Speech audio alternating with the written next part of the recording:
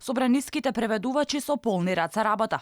Ги преведуваат речиси 6000 амандмани поднесени од УИ и ВМРО ДПМН за предлог изборниот закон за една изборна единица и отворени листи.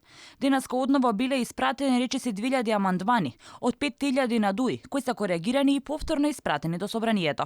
Иако не се преведени, председателот на Комисијата за политички системи пратеник на СРСМ Александар Хирацовски закажа седница на која меѓу другото ќе се расправа и за амандманите.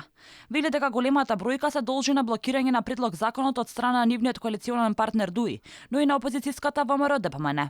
Службите работат дополнително на 2165 амандмани поднесени во текот на овие 2 дена, значи во текот на денешниот и вчерашниот ден.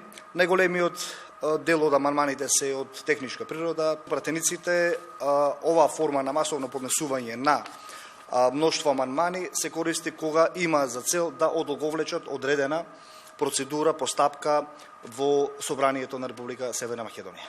Од ВМРО ДПМН пак велат дека е нонсенс на 3 месеци пред избори да се менува изборниот законник. Сметаме дека овој изборен модел со кој што избори на нас да се случувале не е совршен, но е доволно добар за Македонија и рефлектира реалноста во Македонија.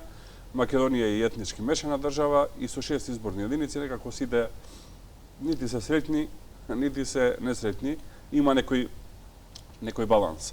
Од УИ вела дека ваквиот предлог закон е опасен преседан, но и дека со реализирање на една изборна единица по овој принцип, албанците губат пратенички места. И покрај големиот број на амандмани, премиерот Заев се надава дека на 12 април изборите ќе бидат со отворени листи и една изборна единица. Предлог законот за една изборна единица е поднесен од помалите политички партии со оглед на големиот број на амандмани и краткиот временски период пред распуштање на собранието. Се поизвестно е дека останува стариот изборен модел со 6 изборни единици, кои делегираат по 20 пратеници.